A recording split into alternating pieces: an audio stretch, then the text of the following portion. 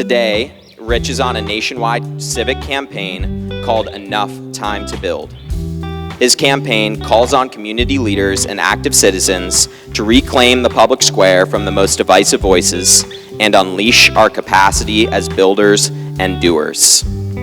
Welcome, Rich Harwood.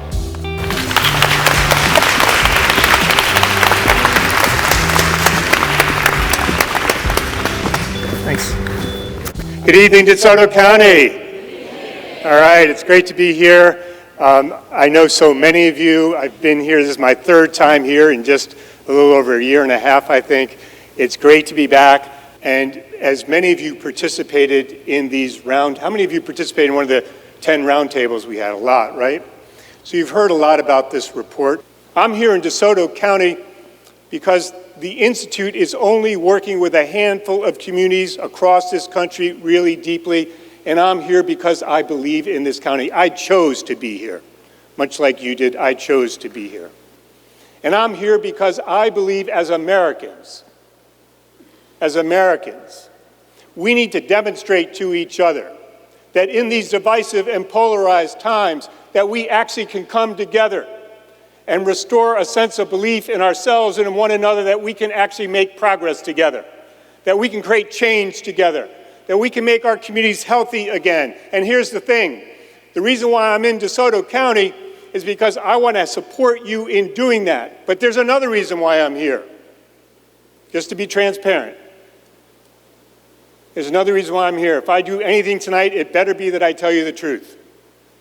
I'm here because I believe we need more examples of communities that can demonstrate to the rest of the country that we have the wherewithal, the knowledge, the wisdom, the will, the capabilities to come together and move forward. And here's the thing, I'm placing my bets on Desoto County to be one of those places in America. You with me? Now, in this report where we talk to folks all across your great county, and it is a beautiful, beautiful, beautiful county. We had 24 conversations with residents. We had 36 interviews with leaders. Some of you here were interviewed. Some of you participated in those conversations. One of the things that's so striking to me about this community is how much people love this place. I work in communities in all 50 states and in countries overseas. Not every community I work with, in fact, most communities I work with cannot say that people actually love living where they're living. There is so much good and goodness in Desoto County. I know some people call this county the donut hole, right? You've heard that? Well, I got news for them. This community has more love in it, more goodness in it, more good in it, more good things happening in it than most places in America, and we're going to build on it moving forward. Here in Desoto County, you've experienced Hurricane Ian, right? Before that, Hurricane Charlie. In both instances, against the odds, against what people in other counties might say about this county, what other Floridians might say about this county, what other Americans might expect about this county. When this county gets knocked down, it gets back up. As someone asked me today, why is it that we can respond to hurricanes so well? How can we make that an everyday occurrence here? People say DeSoto County is resilient. Heck, I don't want to be resilient. I want to thrive. I want to thrive. You want to thrive. Communities that thrive have a strong civic culture. We need to get to work strengthening the good culture you have and make it stronger. You with me? I was talking to a pastor today. There are 72 churches in this county. 72.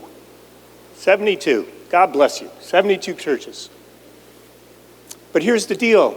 You know and I know that on every Wednesday night and Sunday morning is the most segregated time in America.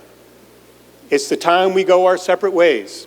As one pastor said to me today in private, I won't call him out here, but he said to me, in our church and too many churches, we are just looking at ourselves. There are separations here in this county, not only by Wednesday night and Sunday morning, but by where people live, by their race, by their ethnicity, by who they know and who they don't know. We all know this. We all know this.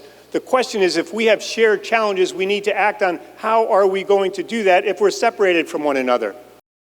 We here are in survival mode. When you combine being separated with survival mode, what it results in is people hunkering down and staying close to themselves when we actually need to get together and work together.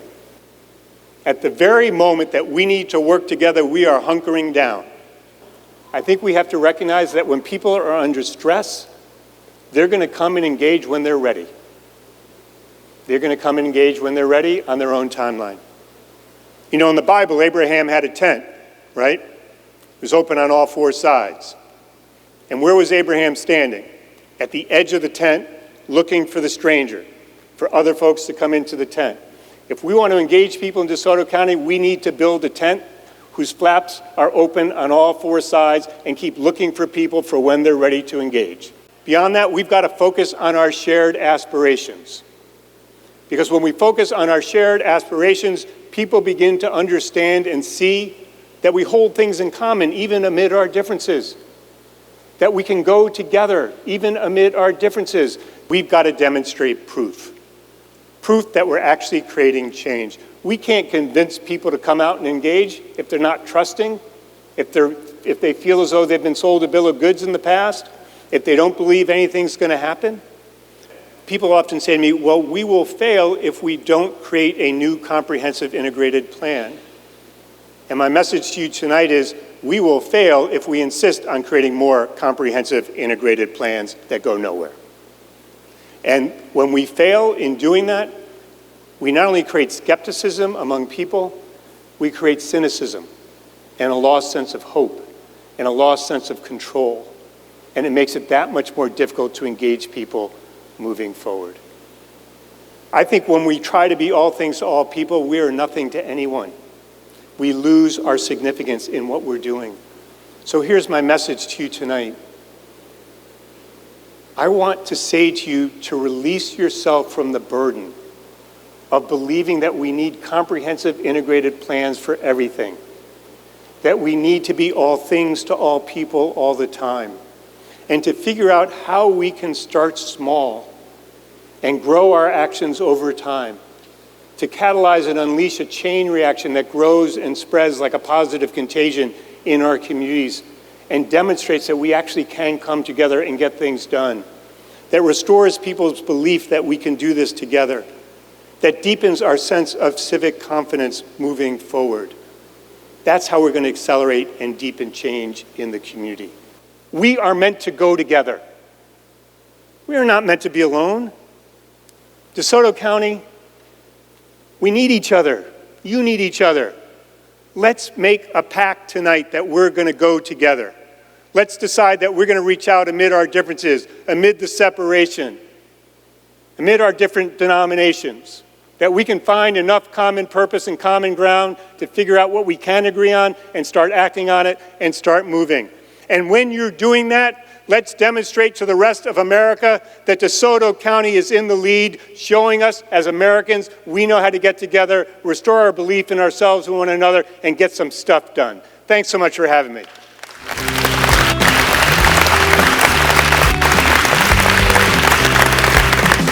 You can stay informed and connected to what's happening in DeSoto County.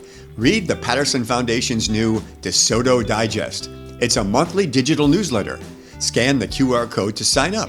It's free. And if you have a story or an idea to share, send us an email to aspirationstoaction@thepattersonfoundation.org.